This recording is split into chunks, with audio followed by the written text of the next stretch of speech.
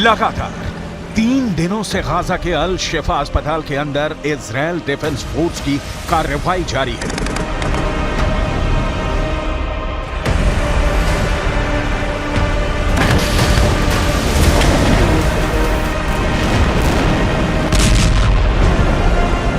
और अब जिस तरह की तस्वीर और जिस तरह की खबरें सामने आ रही हैं, अरब मुल्कों और फिलिस्तीन के समर्थकों के अंदर गुस्सा बढ़ता जा रहा है।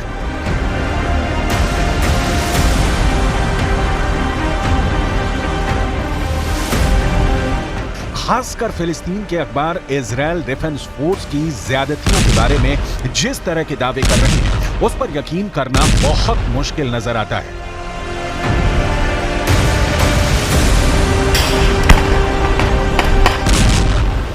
फिलिस्तीन के अखबार लिख रहे हैं कि अल शिफा अस्पताल के अंदर इजराइल के डिफेंस फोर्स ने घोषणा की है कि सिर्फ 1 घंटे के अंदर अल शिफा अस्पताल को पूरी तरह से खाली कर दिया जाए। इस पर इजराइल डिफेंस फोर्स ने क्या कहा है, ये आपको आगे बताएंगे, लेकिन सबसे पहले अल शिफा अस्पताल की परिस्थितियों पर बात करेंगे।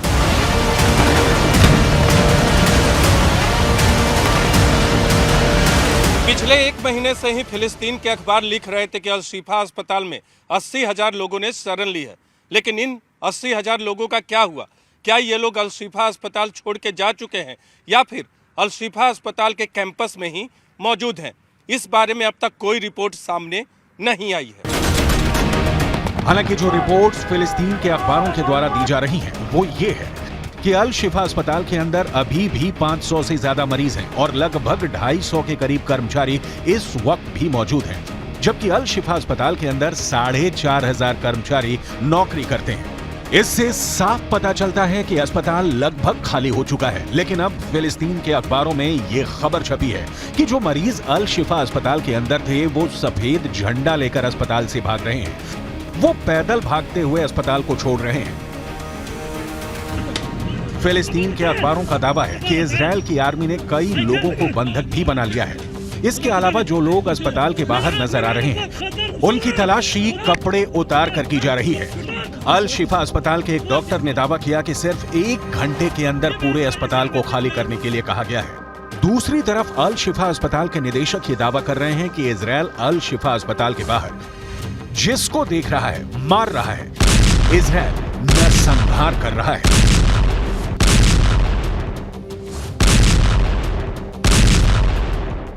इन सब के अलावा अल शिफा अस्पताल में मरीजों पर जो गुजर रही है, वो अलग कहानी बयां कर रही है। अल शिफा अस्पताल में 4 प्री मैच्योर नवजात बच्चों की मौत की खबरें सामने आ रही है। इसके अलावा आईसीयू में कोई नहीं है। बिजली न होने की वजह से इलाज की सारी संभावनाएं अल शिफा अस्पताल में खत्म हो चुकी हैं। लेकिन इजराइल डिफेंस फोर्स इन सभी बातों का खंडन कर रही है। इजराइल डिफेंस फोर्स का कहना है कि अस्पतालों को खाली करने के लिए 1 घंटे के मोहलत देने के दावे गलत है। इजराइल डिफेंस फोर्स लगातार अपने पक्ष को और मजबूती देने की कोशिश कर रही है।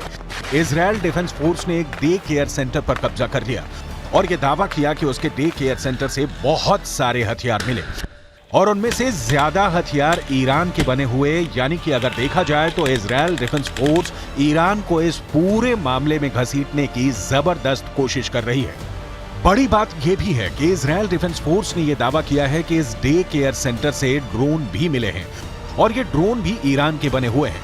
ईरान के ड्रोन ने यूक्रेन के युद्ध में भारी कोहराम मचाया था और यूक्रेन के अंदर जिस तरह से लोगों को घुटनों पर ला दिया था, ये पूरी दुनिया को पता है। और ऐसे में हमास के पास से ईरान के ड्रोन का मिलना खतरनाक संकेत है।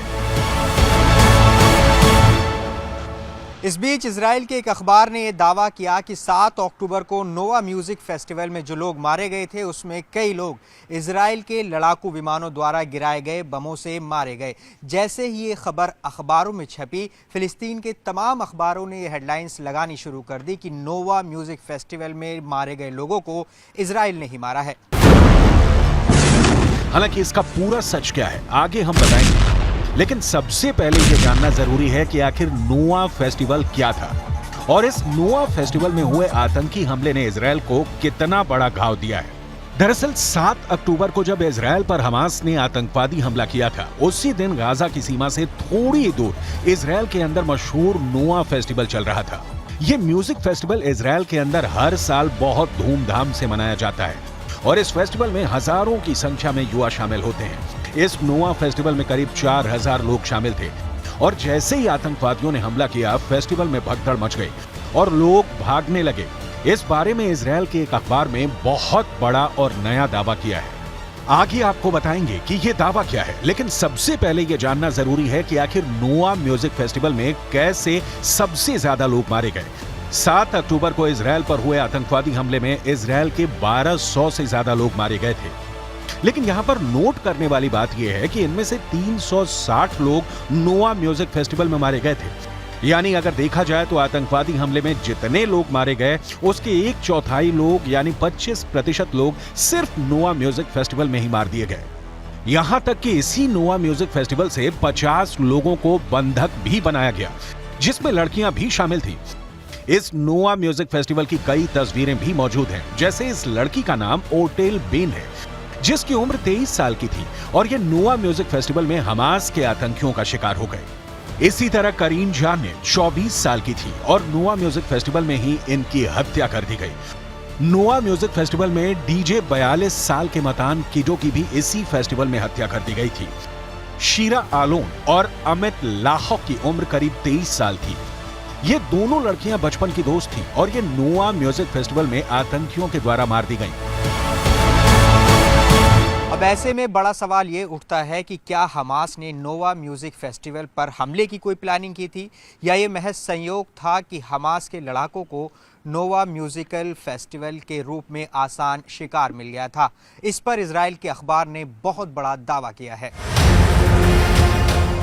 इजराइल के अखबार का दावा है कि जब आतंकवादियों ने हमले के पहले दिन 7 अक्टूबर को ड्रोन से सर्विलांसिंग की थी तो उनको जानकारी मिली थी कि बॉर्डर के पास ही नोआ म्यूजिक फेस्टिवल चल रहा है और उसी दिन मौके पर ही ये प्लानिंग बनाई गई कि फेस्टिवल पर हमला किया जाएगा। और उसके बाद हमास ने अपने प्रशिक्षित पैराग्लाइडर्स हवा से जमीन पर उतारे, जिनके हाथों में बंदूकें थी और इन्होंने अपने अत्याधुनिक बंदूकों से सीधे जमीन पर फायर करके बड़ी संख्या में नोआ म्यूजिक फेस्टिवल में भाग लेने वाले लोगों को मारा था। इसी अखबार ने यह दावा किया है कि जब नोआ म्यूजिक फेस्टिवल पर हमास के आतंकवादी ने हमला किया, उस दौरान इजराइल डिफेंस फोर्स के लड़ाकू हेलीकॉप्टर भी आसमान में आ गए थे और उन्होंने आतंकवादियों पर हमला करने की कोशिश की थी। लेकिन इन हमलों में कई इजराइल के नागरिक भी गलती से मारे गए थे जो कि म्यूजिक फेस्टिवल में हिस्सा ले रहे थे। हमास के आतंकियों ने जो किया है उसका बदला इजराइल ने बहुत क्रूरता से लिया है। गाजा में इस वक्त जो कुछ भी हो रहा है, पूरी दुनिया में करोड़ों लोगों की रूह कांप गई है। दुश्मन को किस तरह और कितनी बुरी तरह से कुचला जा सकता है, इसका बेहतर खतरनाक उदाहरण इजराइल ने पेश किया है। अगर तस्वीर देखेंगे तो शायद आंखें फट जाए, क्योंकि गाजा पट्टी के अंदर इजराइल धीरे धीरे अपनी जड़ों को बहुत गहरा कर रहा है और इस खूनी गदर के बीच में सैकड़ों ऐसे लोग नजर आ रहे हैं जो मलबों के अंदर अपने परिवार के सदस्यों की लाशों को तलाश रहे हैं। تحس انه ناقص اشي من حياتك وانت عارف الوالد اساس الحياه وهي حاليا قاعد ببحث عنه عشان انا ارتاح نفسيا عشان انا اروح ادفنه بايدي لانه لو ضل موجود هيك انا برتاحش حتى كل ليله بصير احلم فيه بصير معي كابوس। हमास और इजराइल की जंग लगभग 1 महीने से चल रही है और 1 महीने की जंग में रिपोर्ट ये आ रही है कि अब तक 3000 से ज्यादा लोग इमारतों के मलबे के अंदर दफन हैं। ये संख्या और ज्यादा भी हो सकती है। अभी हम आपको एक ऐसे व्यक्ति की तस्वीर दिखा रहे हैं जिसके परिवार के 10 लोगों की मौत इजराइल की एयर स्ट्राइक में हो गई है और परिवार का खुशकिस्मत सदस्य बाकी परिवार के सदस्यों की लाश को मलबे के अंदर से निकालने की कोशिश कर रहा है।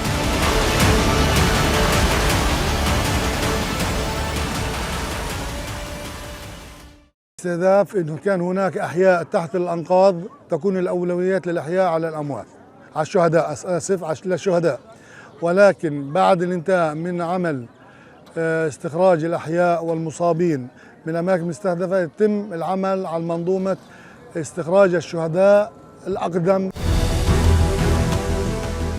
जंग को 1 महीने से ज्यादा हो गए। अगर कोई 1 महीने से मलबे में दबा हो तो उसका जिंदा रहना तो लगभग नामुमकिन है, लेकिन किसी तरह उसका अंतिम संस्कार किया जा सके, इसकी जद्दोजहद के लिए भी गाजा पट्टी में गली गली में सैकड़ों जंगें लड़ी जा रही हैं। डंडे या लोहे की छड़ों से मलबों को हटाने की कोशिश की जा रही है, क्योंकि गाजा पट्टी के अंदर इन मलबों को हटाने के लिए ना कोई बुलडोजर है और ना कोई क्रेन। गाजा पट्टी को बारूद का रेगिस्तान कहें या मलबे का शहर कहें, गाजा पट्टी दर्द की पट्टी बन चुकी है। بيت خالتي تم استهدافه من قبل الطيران الحربي بدون أي سابق إنذار ودون أي مبرر، وحتى اللحظة لم يتم انتشال سوى 10 شهداء، وبقي عدد كبير من أفراد المنزل تحت الأنقاض وتحت بالتحديد في الطابق الأول والطابق الأرضي. दूसरी तरफ हमास जो इस तबाही का साझेदार है और जिसने इस तबाही की रूपरेखा को तैयार करने के लिए 7 अक्टूबर का आतंकवादी हमला किया था, वो बिल्कुल घुटने पर नजर आ रहा है।